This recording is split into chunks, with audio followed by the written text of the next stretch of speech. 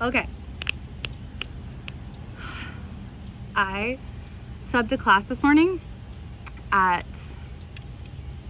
a studio, and it was such a wonderful class. There were a handful of regulars, a handful of new people or new to me, and then this family of 3, a mom, a dad, and a 10-year-old daughter, and they're taking her to all these classes to introduce her to fitness. So what a special joy. 12 people, amazing energy, great playlist, hard work, little bit of sweat, little bit of fun, lots of messages about compassion and being enough, and magic. Leaving feeling amazing. At the end of class, the mom is like, hey, can you teach me about, setting up a crow pose, bakasana? Show me what this means. So we're working, and I tell the ladies from the next class who I don't know, you can come on in and grab your spots. We'll just be here a moment. As I'm getting my phone from the stereo and getting ready to leave, a woman is coming up to grab mats from the stack of mats that the gym offers for students for free. And the mats are a little bit discombobulated because when the dad had a work call and had to leave early and tried to put his stuff away, and a mat got crooked and then 2 mats were stacked on top of it. And this woman, who I've never met before, she does not know me, she just walks into this room and she says, what a horrible class. And I look at how they left the yoga mats. What horrible people with no respect. And I said, respectfully, I just taught a beautiful class with beautiful people. We had really great energy in here, and I do not appreciate you implying that my class is horrible. And she said, well, look at these mats. They clearly have no respect for their fellow yogis. Look at this. And I said, I'm just gonna leave that one alone. And I left. I was fuming, and there were plenty of things I wanted to say, but I work here. And I love working here.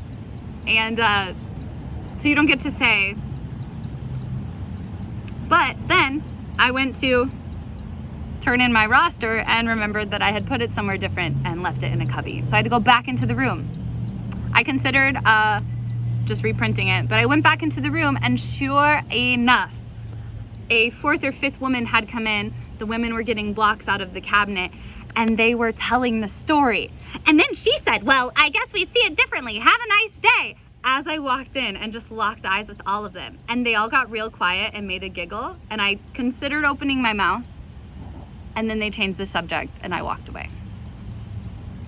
What I would have said had I opened my mouth is, I guess respect for fellow yogis means different things to different people. I guess respect for fellow yogis means different things to different people. I understand that it is nice to have the mats properly put away, and they get there. They also all got pulled back out within 2 minutes, so the mess and the disrespectful offense dissipated in moments. 1. 2. The person had to leave early. That was a really special class. It offers no compassion or room for anyone else to have a story. It just judges them as a horrible class. A collective group of people that were there in a collective space for 1 hour are now a horrible class because someone didn't put the mats away to this bougie woman's standards. 3, it is okay to gossip behind someone's back, to mock, to retell a story. That is respect for fellow yogis, but putting a mat away crooked is not.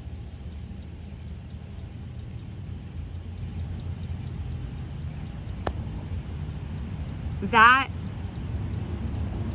feels like why I'm so passionate about yoga. That feels like why my teaching has evolved to be teaching about compassion, about love, about all of it. Because if I'm practicing compassion for myself, if I'm practicing non-judgment for myself, if I'm looking for a little bit of grace in the world for someone to cut me slack when I have to leave a class early, but it's better to at least have made 47 minutes of it or whatever, if I can have that compassion reciprocally, I can build more respect for my fellow yogis, for my fellow humans, right? It's not even about the yogis.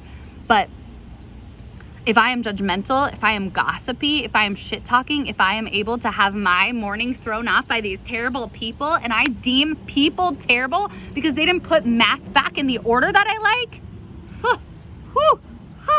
I don't know what yoga that is. I don't know who they are subscribing to. I don't know what teachers they're following. I don't know what philosophy they think they know. Because if yoga is just your workout, that is one thing.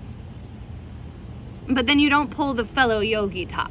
But if you're gonna fellow yogi me, then show me what it means to be a yogi to you. I'm not upset that I was mocked. When you shave your head, like, you sort of lose the ability to give a shit about mockery. But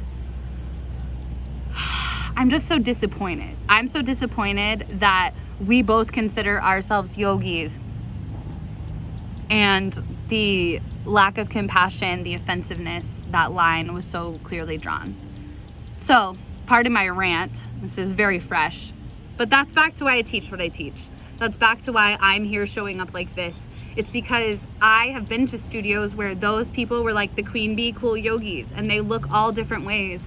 And yoga is for everyone. Yoga does not require that you are small, that you are tall, that you are flexible, that you are fit, that you are thin, that you are anything. It just requires that you breathe, that you have some sort of airway and are able to breathe and connect to yourself, and maybe like move some energy by way of speaking, breathing, moving your body.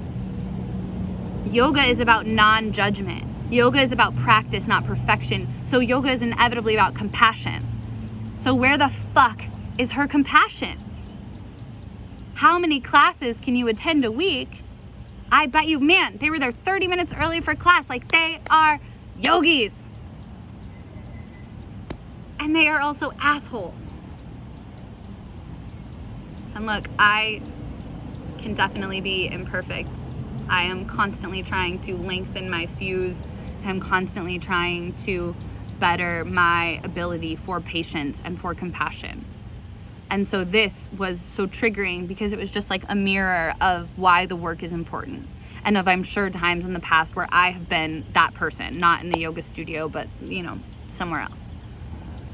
So I offer her compassion. I honor that there is a light in her soul. I honor that she is on her own journey, and I have no idea what sort of experience she had before class. That's how I let go of this. That's how I let it move.